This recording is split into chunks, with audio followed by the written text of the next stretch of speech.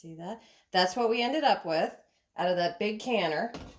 And then I was also doing a smaller batch of thicker sauce, almost like a tomato paste that had vegetables, spices, well, vegetables and spices. We have peppers and onions. There's some garlic in there. So this is a little thicker. So that's what we did. We cooked them down, and then we continued to cook them. We put them through a food mill and then continued to cook them down. And so now we have lots of tomato sauce. So what I'm doing is I'm just taking some jars that I am not going to can with. These are just regular jars that I have washed and saved. I'm all about my salsa jars. Yep. Oh, and if you don't have one of these little canning funnels, these things are awesome.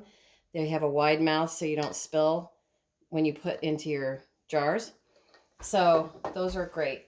So what I'm going to do is I'm going to use my smaller jars, these ones, and oh, my mother would kill me for saying these ones. Lee, do not say these ones. We may not do that. And I am going to take these jars and I'm going to remove the sauce into these jars, and then I will cap them, label them, and freeze them. Because these, I'm not going to can. I'm going to go ahead and freeze these because I'm coming to the end of my canning life, and it's just a lot of work to get the canner out and all the stuff that needs to be done. So basically I'm just going to take my sauce here, and I'm going to put it over into my, if you can see that, whichever way I need to move it, backwards, forwards, sideways. One of these days I am seriously going to invest in these videos, and I'm going to get some equipment that I can, be more with you guys and do cutaways and all those fancy film things. Okay, so since I'm freezing this batch of tomatoes, I'm going to leave what's called a little bit of headspace right here, because when things expand, when things freeze, they expand. So I want to make sure that I have room for this to go up the, so if you're doing the same technique, just leave a little bit, about a ½ inch to an inch of headspace to allow for expansion. You should be fine. So, I'm going to keep filling these jars. And I actually might, these are 14 ounce, I think, jars, which is basically what you would get with a 14 ounce can of tomato sauce that you might buy in the grocery store. So I'm actually going to have quite a lot here. This batch made a lot. This is about the end of our tomato season. We are really coming close to being finished. Oops, that's probably a little too much, but it should be okay. So I'm going to set those aside, spilling all the way. Then I'm also I'm going to fill these a little bit later, but I'm also going to go ahead and I have these jars that I saved.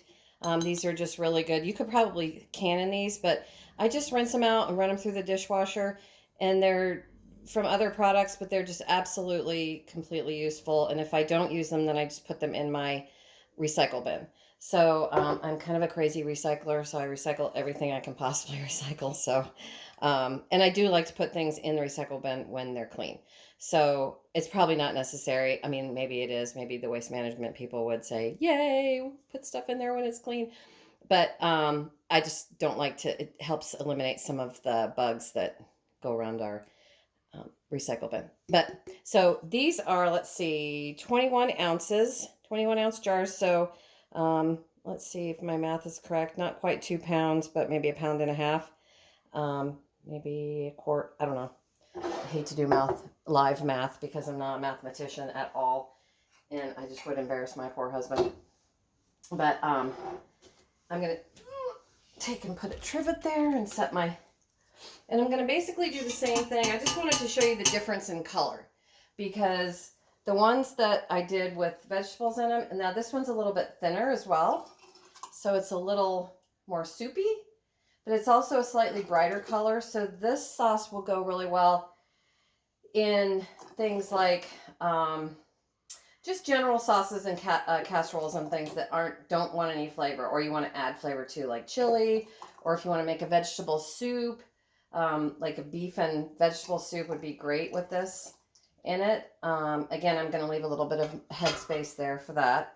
So, and then I'm going to, oh my goodness, wow, that's a very narrow top. See, normally this would have no problem. So it's okay. All is not lost. I will just try to hold it and not burn myself. And hopefully it doesn't spill over. This is real action TV here. I'm not, who needs Marvel Comics when you have hot tomato sauce? And a funnel that's too big for your jar opening. Oops, I did get a little spill there. But where there's a will, there's a way. So just make it work, even if you have to just wipe it down, which I'm going to have to do. And yeah, that's super hot. So I will continue this process later after you guys go and get a snack or something. And I'm hoping that you are doing your own canning and your own food preserving. And I am also wanting to say thank you so much for all you new subscribers. And I so appreciate your visiting and coming to hang out with me here at the farm. And here I am. Hi. I'm right here. I'm like 3 feet tall, 4 feet tall. So, thank you so much for all your love. And you don't want to see me this close up. So, okay. So anyway, thanks a lot. And as always, be sure and hit the subscribe button if you like this content. I'm going to keep making more, you poor souls. Just kidding. Just kidding. As always, thank you for visiting. Big hugs. Big hugs. Virtual hugs. Bye-bye.